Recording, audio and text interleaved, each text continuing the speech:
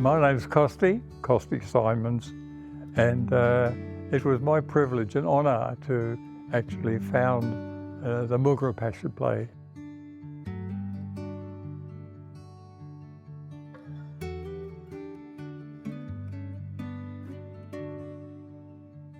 I had been living in Spain for 13 or 14 years, but then my eldest daughter had her first baby. She was living in Ipswich at the time, and so of course we had to return to see this wonderful creature, you know, that had suddenly come into the world. And one evening, while I was in Ipswich, I was meditating and praying in a park. It was getting a little dark, and I had an interior voice say to me, and it said it quite clearly, and it said it twice, "You must return to Australia." I knew what it was about.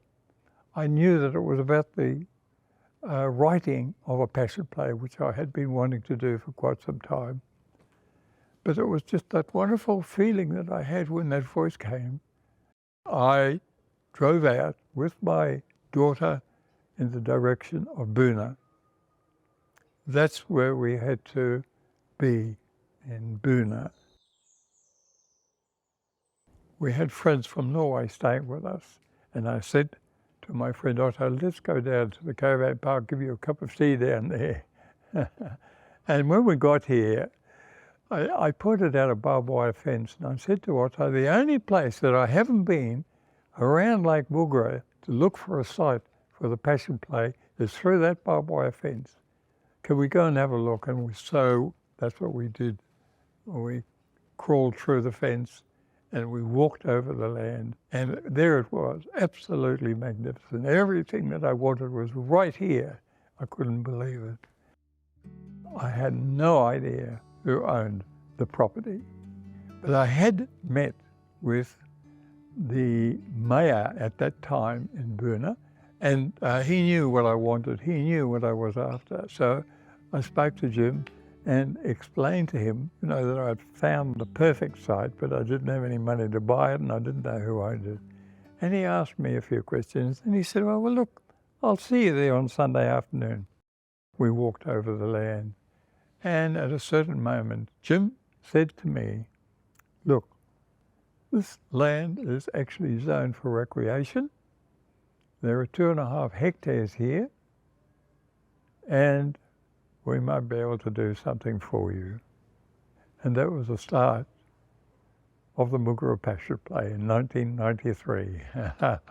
And I don't think we've looked back since then.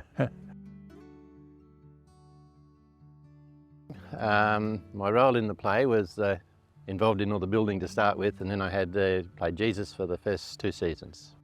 Growing up in a Christian family, you know the stories, but you don't know the word for word how things are to go. Building the site was a long drawn out process, and everybody that worked on the site actually played in the play. So we all got to know each other very well. And a bit of tomfoolery went on, made a lot of good friends. But you got to remember, we go back 30 years ago, and the ones that I played, some of the ones that we played with have gone. They're people that have left. I must just interpolate my wife into this story, because without her, nothing would have happened. She never wavered. She was a wonderful Christian, apart from being a wonderful wife. And we lived together for 54 years in the end. When she did finally die, it was a beautiful death. We had here a memorial service for her, and 250 people came to that. So she was very, very much loved, and she was indefatigable as far as the play was concerned. She did so much for so many people. I still miss her very much, but I do know that it won't be too long before I'm with her again. My first year in the play was 1996, and the director at the time was Tony Barnes, and I used to meet him on my on my jobs at times. And he said, have you ever thought about being in a play? And anyway, it went on from that, and he convinced me that it would be good to do it. So I came along, and that was it. I got involved in the play in 2004 when Carol Simons asked me to make some costumes. She arrived there with all the materials and a couple of patterns and asked me to make the costumes. I had never seen the play before, didn't know what I was letting myself in for. I was just thrown in at the deep end. But I made them, and then I brought all the costumes out, and then I found out I was going to be the wardrobe lady.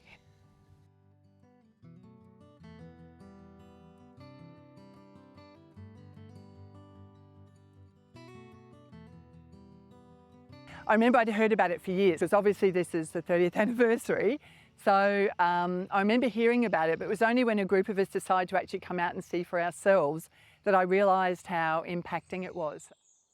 The one I played most recently was Mary, Mother of Jesus.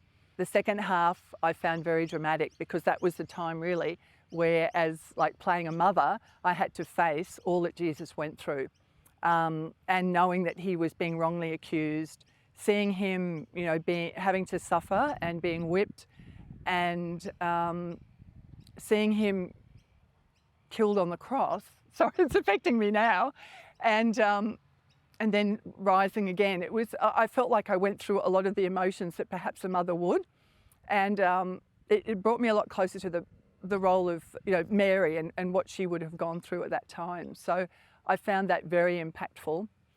But I remember one night, he'd been crucified, and I think it was, I'd been crying at the cross and coming to terms with what was happening to my son.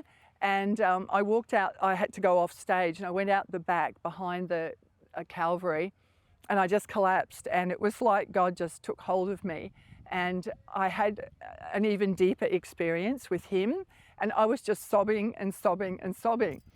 And I felt like God was doing something in me and just cleaning me and bringing me even closer to his heart, and maybe something of what he might have experienced at that time. And I remember that really impacting. I couldn't even get up off the ground, and people kept coming out to see if I was all right.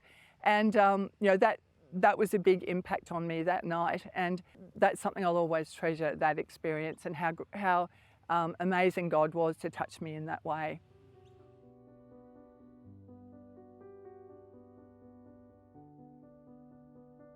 I was approached to come be the Christ figure, more or less, I think, because I had long hair and a beard, and that was kind of my qualifications at the time.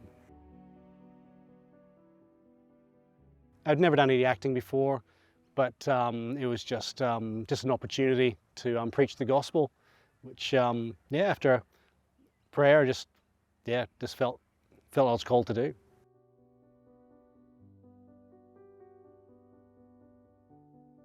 There's so many awesome things and experiences. One of the important things for me is just, and what I've learned, is the humanness of Jesus. Like he was there, and he felt everything. He felt lonely, sad, angry, happiness. He felt all these emotions. And I just remember, just with one of the priests, we had a scene. The priests are just circling Jesus. And they say, you compare yourself to God, and for that you'll die. And we just locked eyes for a moment. We just locked eyes. As he walked off and I walked off, we just kept our gaze held. And it was just this, in that moment, because it's the thing that's always intrigued me, just how could people that know so much about the prophecies kill the Son of God? And it was just a revelation. It was just beautiful. I loved it.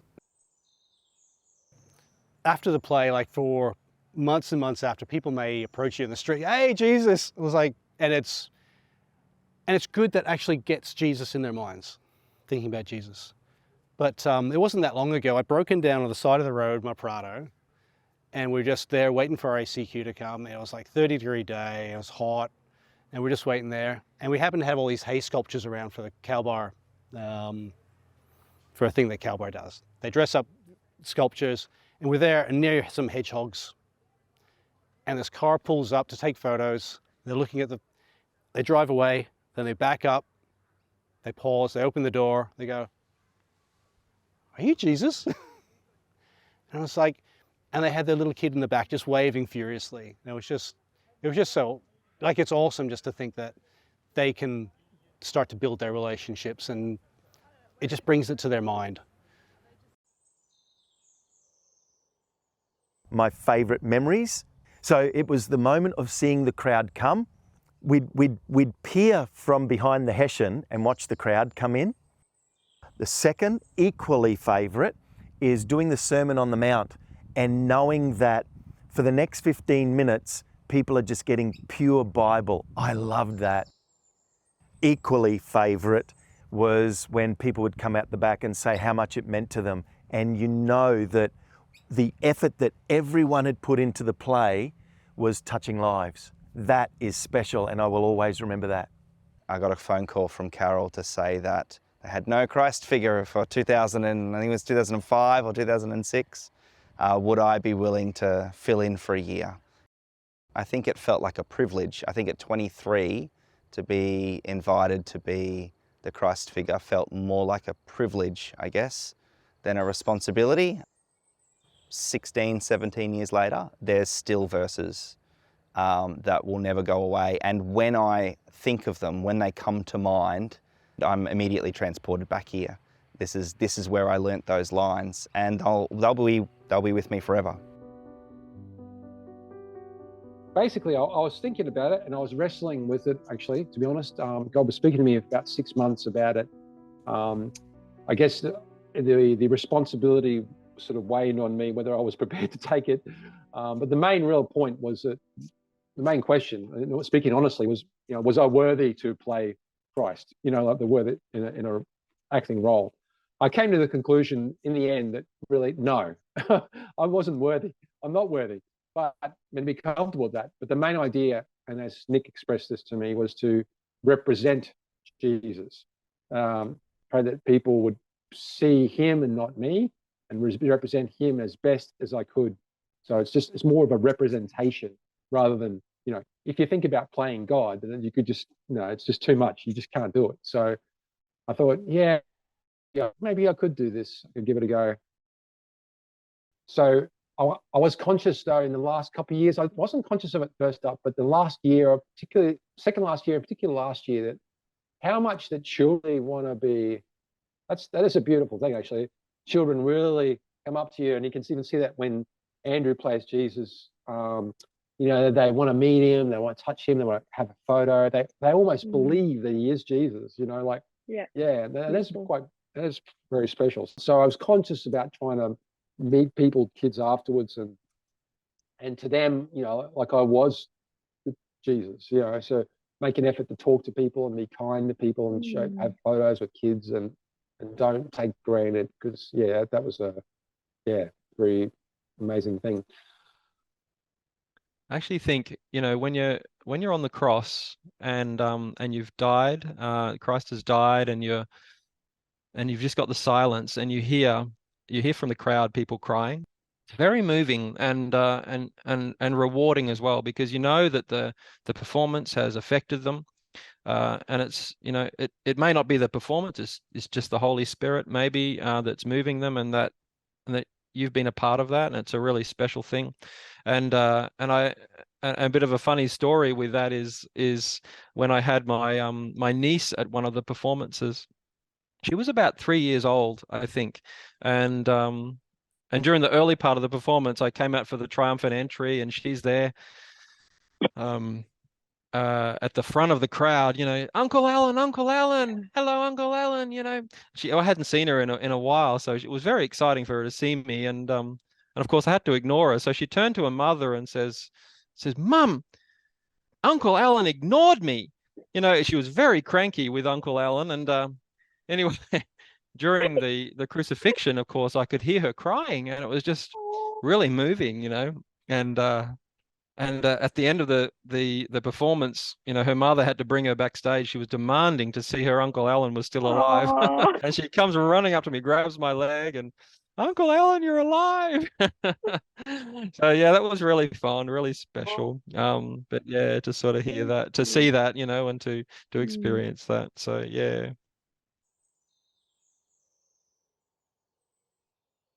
The thing that always strikes me with it is that we have fun.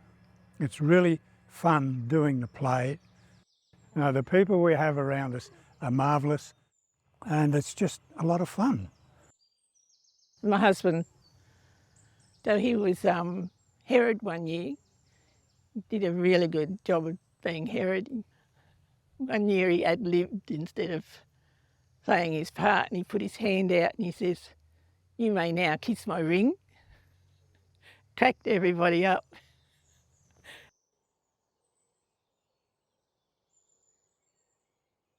We have had people did come here with us at different times that had never been to, I don't think they knew what an inside of a church looked like, and walked away saying, well, you know, I really did get something out of that. I've always seen it as an outreach of the ministry to preach the gospel, and I think it's done a pretty good job of that over the 30 years that it's been going. It's such a blessing. And it's such a blessing to see some young people coming on. That was our whole focus, is to bring young people in. Like, it's beyond an honour, and it's a massive blessing. Like, it's unfathomable, like how you could just go for your regular life, you know. At the time I was engineering manager, to then coming here and taking on the role of Christ figure, because it's such an important thing. It's actually preaching the gospel and trying to reach people that don't actually know the story, or know a bit of the story but not the whole story. It's just amazing to be able to be part of that journey and to be part of someone's story, someone's journey, someone's seed. It's beyond measure. Like, and it's for God to have actually said, yes, come and do this, is just, it's breathtaking.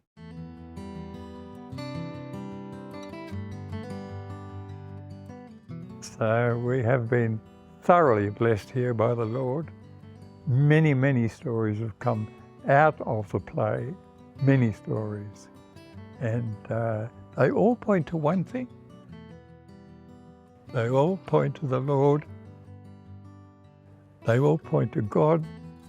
They all point to the Lord Jesus Christ, who's up there looking after us.